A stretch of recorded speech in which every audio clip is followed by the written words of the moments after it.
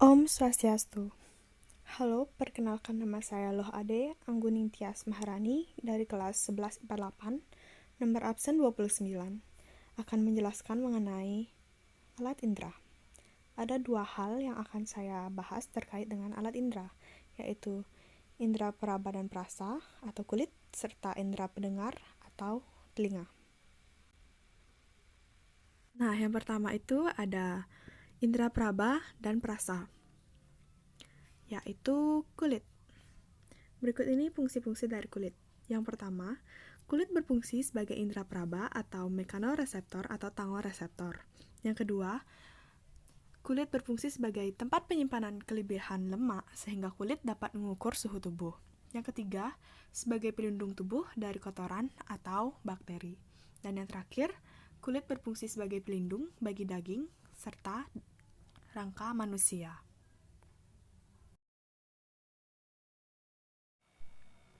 Selanjutnya adalah struktur kulit. Kulit memiliki 3 bagian, yaitu lapisan yang paling atas adalah epidermis, lalu yang kedua adalah dermis, dan yang terakhir ada hipodermis. Lapisan epidermis merupakan lapisan kulit pertama dan yang terluar. Lapisan ini merupakan satu-satunya lapisan kulit yang bisa dilihat dengan mata telanjang. Yang kedua, ada dermis.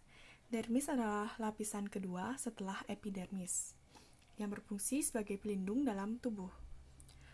Meskipun hanya terdiri dari 2 lapisan, yaitu lapisan papiler superficial dan lapisan retikuler, strukturnya lebih tebal daripada epidermis.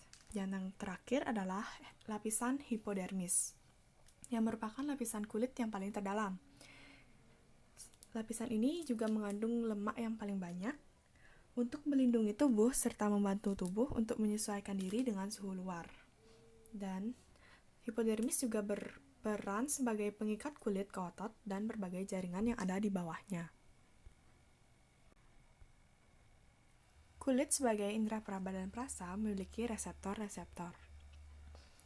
Reseptor kulit terdiri dari korpus-korpus pada lapisan epidermis dan dermis yang dapat merasakan berbagai rangsangan.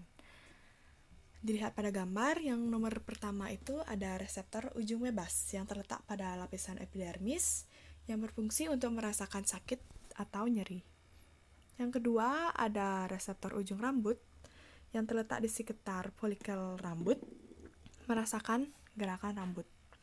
Yang ketiga ada corpus pasini yang merasakan tekanan kuat. Dan yang keempat ada corpus rufini yang merasakan panas. Yang kelima ada corpus krause untuk merasakan dingin. Yang keenam ada corpus meissner untuk merasakan sentuhan. Dan yang terakhir ada discus Merkel yang terletak pada lapisan epidermis, merasakan sentuhan, tekanan ringan, dan sakit atau nyeri.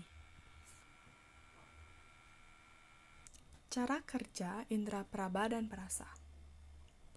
Kulit menerima rangsangan melalui ujung-ujung saraf peraba dan diubah dalam bentuk impuls, kemudian diteruskan menuju otak melalui urat saraf. Otak akan mengelola rangsangan dan mengirim kembali perintah ke tubuh untuk menanggapi rangsangan tersebut.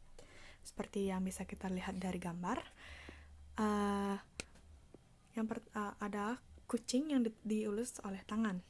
Jadi, reseptor-reseptor indera layaknya pengawas. Kenapa? Karena mereka itu mendeteksi rangsangan yang ada pada ujung-ujung saraf peraba. Rangsangan tersebut pun diubah menjadi impuls. Selanjutnya, saraf-saraf sensorik di sistem saraf perifer itu adalah komandan lapangan, di mana rangsangan yang telah menjadi impuls kemudian diteruskan oleh saraf-saraf sensorik menuju ke otak. Otak di sini sebagai pusat komando. Setelah impuls diterima oleh otak kemudian mengolah impuls tersebut. Otak pun mengirim kembali perintah untuk menanggapi rangsangan tersebut. Seperti lihat di sini, setelah menyentuh kucing, kita akan merasa bahwa bulu dari kucing tersebut adalah lembut.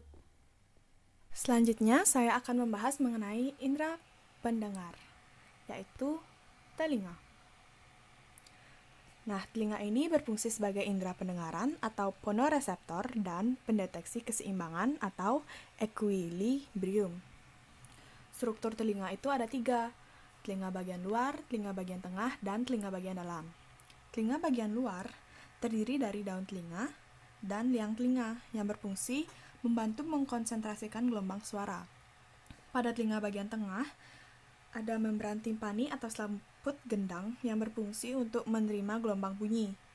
Lalu ada tulang-tulang pendengaran, antara lain tulang martil atau os malleus, tulang landasan atau os incus, dan tulang sanggurdi atau os stapes, yang berfungsi untuk meneruskan vibrasi ke jendela opal. Lalu ada saluran Eustachius yang berfungsi untuk menyeimbangkan tekanan udara antara telinga tengah dan telinga luar.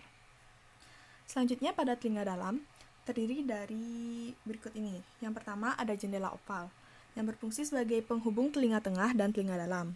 Yang kedua ada jendela melingkar berfungsi sebagai reseptor suara. Yang ketiga ada koklea atau rumah siput yang berfungsi sebagai reseptor untuk gerakan kepala. Yang keempat ada saluran semisirkuler dan utriculus yang berfungsi sebagai reseptor gravitasi.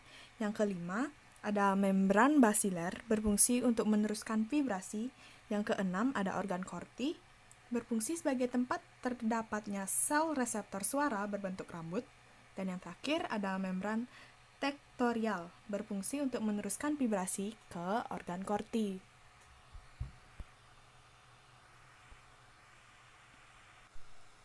Selanjutnya ada mekanisme pendengaran. Kalian bisa lihat pada gambar berikut ini. Proses mendengar pada manusia melalui beberapa tahap. Tahap tersebut diawali dari tulang telinga yang menerima gelombang dari sumber suara. Gelombang suara yang masuk ke dalam lubang telinga akan menggetarkan gendang telinga yang disebut dengan membran timpani. Getaran membran timpani ditransmisikan melintasi telinga tengah melalui 3 tulang kecil yang terdiri atas tulang martil, landasan, dan sanggurdi. Telinga tengah dihubungkan ke paring oleh tabung Eustachius. Getaran dari tulang sanggurdi ditransmisikan ke telinga dalam melalui membran jendela opal ke koklea. Koklea merupakan suatu tabung yang bergulung seperti rumah siput. Koklea itu berisi cairan limpa. Getaran dari jendela oval ditransmisikan ke dalam cairan limpa dalam ruangan koklea. Di bagian dalam ruangan koklea terdapat organ korti. Organ korti ini berisi cairan sel-sel rambut yang sangat peka. Inilah reseptor getaran yang sebenarnya. Sel-sel rambut ini akan bergerak ketika ada getaran di dalam koklea, sehingga menstimulasi getaran yang diteruskan oleh saraf auditori ke otak, tepatnya pada lobus temporalis otak, untuk kemudian diinterpretasikan sebagai suara atau persepsi suara.